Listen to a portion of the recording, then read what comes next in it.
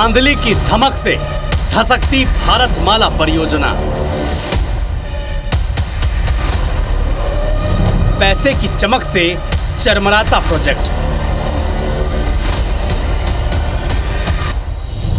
दलाली की दरांती से दरकती योजना। इतनी भर्राशाही, इतनी अनियमितताएं, इतनी बंदरबाट, भ्रष्टाचार की हाट में एक बार फिर से व्यवस्था के कंगूरे बिक गए। छत्तीसगढ़ में भारतमाला के निर्माण के नाम पे हुए करप्शन का पूरा चिट्ठा आज हम खोलने जा रहे हैं। दबी और दबाई गई फाइलों के वो पन्ने जो पूरे खेल को बेनकाब कर रहे हैं, आज खोलेंगे आपके सामने। वो चेहरे जो अब तक पर्दे के पीछे थे, उनका भी होगा आज पर्दाफाश। नमस्कार, स्पेशल रिपोर्ट देख रहे हैं आप और आपके साथ इस वक्त मैं हूं रश्मि गौरी। आज हम बात कर रहे हैं भारतमाला प्रोजेक्ट की, जिसमें फर्जी मुआवजे के नाम पर करोड़ों के वारे न्यारे किए गए हैं। परियोजना के नाम पर किसानों से जमीन तो ले ली गई, लेकिन उनके हक का मुआवजा भ्रष्टाचारी खुद खा गए। आखिर कैसे केंद्र सरकार की एक महत्वाकांक्षी योजना में सबकी मिली भगत की वजह से फर्जीवाड़े का खेल खेला गया और कैसे फाइलों के जरिए सरकारी खजाने में सेंध लगाई गई। सबसे बड़ा सवाल तो यह है कि इसके लिए कौन जिम्मेदार है। IBC 24 की पड़ताल में जो तमाम नाम इस वक्त सामने आए हैं, वो गुनाहगार या फिर पर्दे के पीछे है और कई किरदार।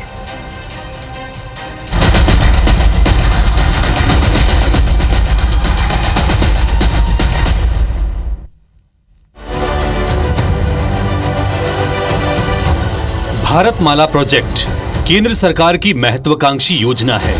इसके तहत हाईवे और एक्सप्रेसवे पर इकोनॉमिक कॉरिडोर और फीडर रूट्स के जरिए सड़क के बुनियादी ढांचे को मजबूत करना है। इसी योजना के तहत छत्तीसगढ़ को विशाखापट्टनम से जोड़ने 464 किलोमीटर लंबा इकोनॉमिक कॉरिडोर बन रहा है। इसके बन जाने के बाद रायपुर और विशाखापट्टनम के बीच की दूरी काफी कम हो जाएगी। लेकिन इस इकोनॉमिक कॉरिडोर के महज 9 किलोमीटर एरिया में ही फर्जी मुआवजे का खेल फूटा है। खुलासे के बाद रायपुर से लेकर दिल्ली तक हलचल है। भ्रष्टाचार के इस खेल के पीछे कितने किरदार हैं और इसकी जड़ें कहां-कहां तक फैली हैं। IBC 24 परत दर परत सिलसिलेवार ढंग से फर्जीवाड़े का काला चिट्ठा खोलेगा।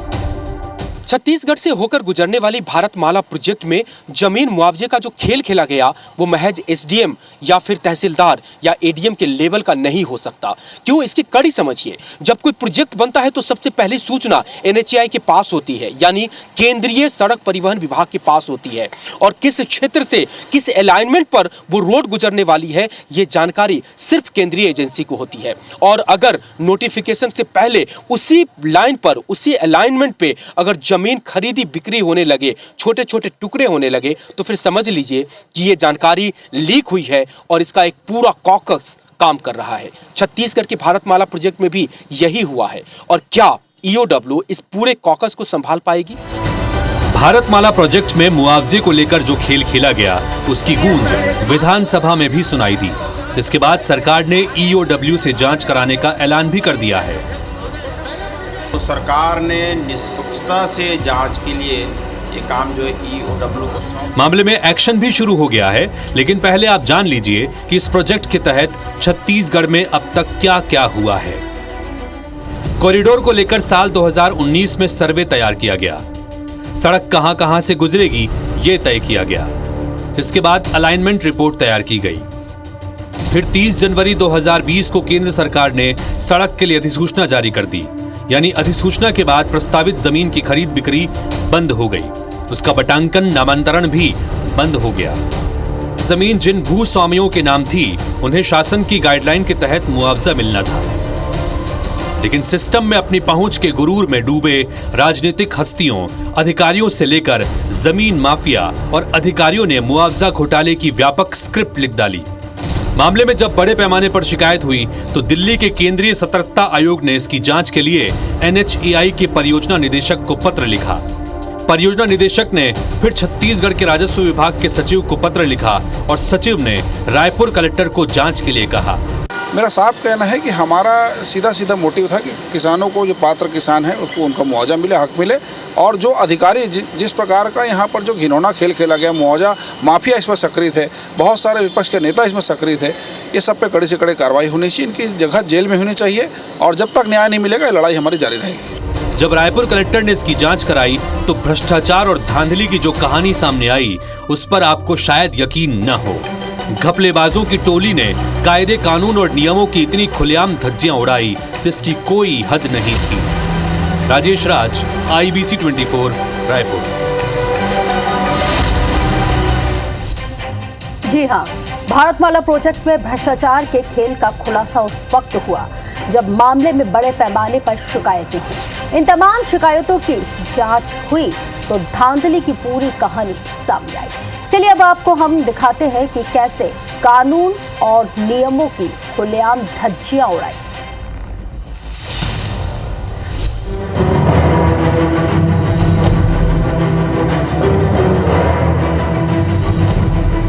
रायपुर विशाखापट्टनम कॉरिडोर के लिए जब 30 जनवरी 2020 को नोटिफिकेशन जारी हुआ तो इसके बाद प्रोजेक्ट के अंतर्गत पड़ने वाली जमीनों की ना तो खरीदी बिक्री हो सकती थी और ना इसका नामांतरण या पटांकन, क्योंकि अगर जमीन हेक्टेयर के रूप में हो तो मुआवजा कम मिलता, लेकिन जमीन वर्ग फीट में हो जाए तो उसका मुआवजा कई गुना बढ़ जाता है। मुआवजा माफिया ने इस बात को अच्छे से समझा, लिहाजा उसने करोड़ों रुपए के मुआवजे के खेल के लिए इस असंभव कार्य को भी संभव कर दिखाया। अब सवाल उठता है कि आखिर पूरे घोटाले की स्क्रिप्ट कैसे लिखी गई। रायपुर विशाखापट्टनम कॉरिडोर में अभनपुर तहसील के नायक बांधा, उरला, झांकी, सातपारा, टोकरो और भेलवाडी गांव की करीब 65 हेक्टेयर यानी 162 एकड़ जमीन कॉरिडोर के तहत आई। अधिसूचना जारी होते ही सक्रिय हुआ मुआवजा गैंग और अधिसूचित जमीनों की खरीदी बिक्री शुरू हो गई।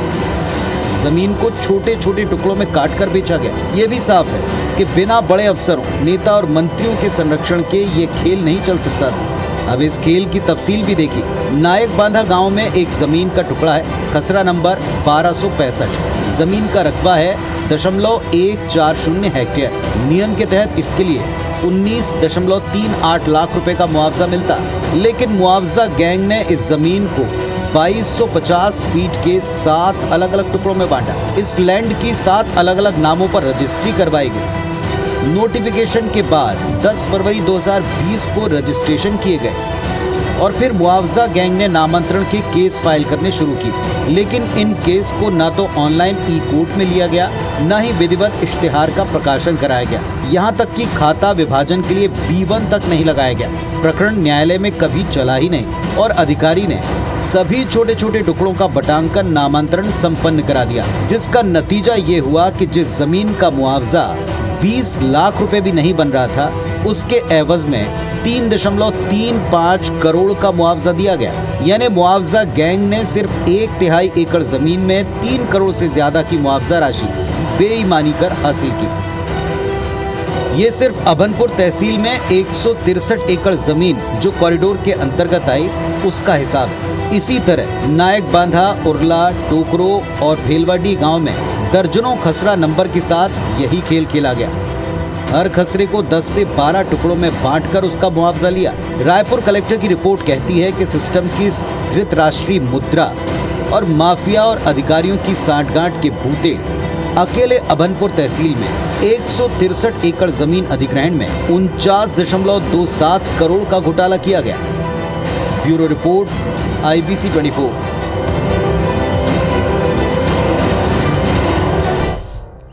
तो हमने आपको भ्रष्टाचार से जुड़े हुए कई अहम दस्तावेज दिखाए, कैसे माफिया अधिकारियों की सांठगांठ की वजह से सरकारी खजाने में चपत लगाई गई। हर केस में यही मॉडस ऑपरेंडी एक जैसी ही अपनाई गई है। कहीं नोटिफिकेशन के बाद तो कहीं नोटिफिकेशन से पहले बैक डेट में इकोनॉमिक कॉरिडोर की जमीन के टुकड़े टुकड़े और मुआवजा हासिल किया गया है। ये कॉरिडोर रायपुर से शुरू होकर गरियाबंद कांकेर तक जा रहा है और ऐसे में आप खुद अंदाजा लगाइए कि किस हद तक और कितने स्तर पर खेल हुआ होगा।